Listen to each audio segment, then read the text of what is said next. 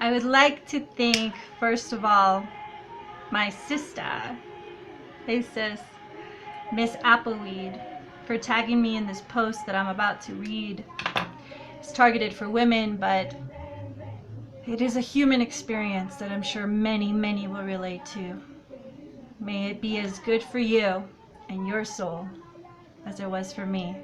May it keep leading you in your journey as it is inspiring me to continue on mine. For wherever you are in this journey, celebrate how far you have come.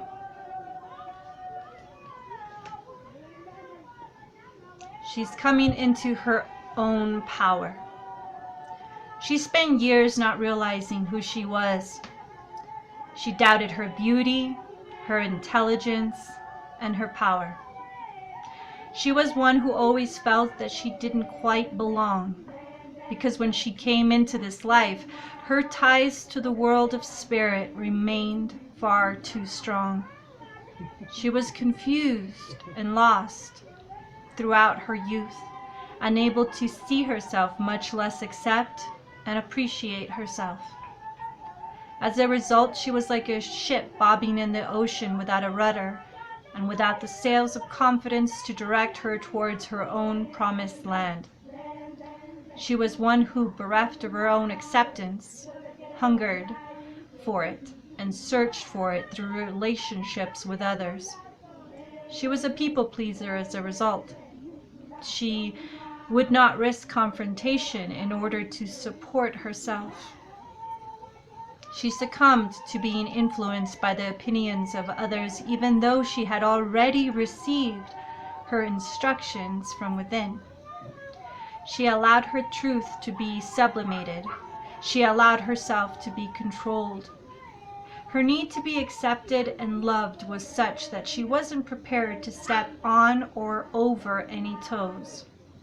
It took her years of being taken for granted, ruled and overlooked before she put two and two together, had enough, and got the message. Her suffering forced her to step out of the status quo that had always been too tight for her in the first place. She became an avid seeker, searching for answers.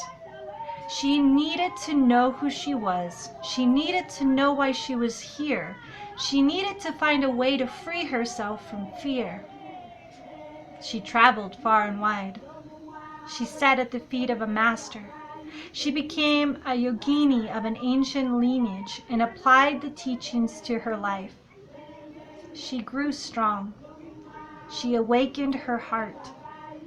She awakened her Shakti. Her third eye opened as a result. Her potentials started to be unearthed rapidly because the veils had parted and she recognized who she was. She also recognized who everyone else was behind their socialized facade. And because she had seen through the myth of idealized perfection, she could appreciate the actual perfection of the imperfections in herself and in others that she had once resisted and once rejected. Today, she walks with a conscious awareness. She no longer labels people as good or bad.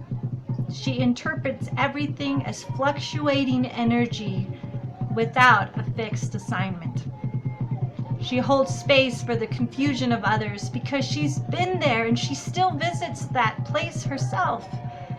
She understands their hunger for love, misappropriated selfishness, jealousy, and competition. She feels their vulnerability as she feels her own. She knows the fear reflected in their eyes through her own past terror. But underneath all of it, she can see the obscure light, the presence of the god/goddess despite all the protective armor. She's aware of the same divine presence vibrating in her body and in her heart. She's not so quick to cast judgment anymore because she knows that she is not above those that she is tempted to judge. She knows that she is not separate, and because she gives herself permission to be herself as she is, she can accept others as they are with appreciation and compassion. She's not invested in changing anyone either. She respects everyone's chosen path because she understands that every soul is doing exactly what they need to do in order to evolve. It is not her place to save anyone from their own lessons. She reveals, heals, inspires, and encourages instead. She reminds others of their forgotten divinity. She holds up a mirror so they can see God/Goddess reflected back. She has become a midwife for the reemergence of the divine feminine soul. The shy, timid maiden has transformed into the courageous, outspoken mother of all. She says it is as she sees it She says it as she sees it, confidently, without shrieking back. She's fiercely protective of the helpless. She's a torch for those lost in darkness. And she's not afraid to take a stand for peace and love to flourish in this world. If someone tries to persuade her against her own knowing, she simply and graciously responds, quote, "Thank you for sharing," end quote. And she walks away because she trusts herself. She knows that she is a divine mother embodied. She is Artemis of the wild merged with compassionate Tara and warrior Durga. She has traversed the journey of Inanna into the dark underworld and emerged in possession of her kingdom.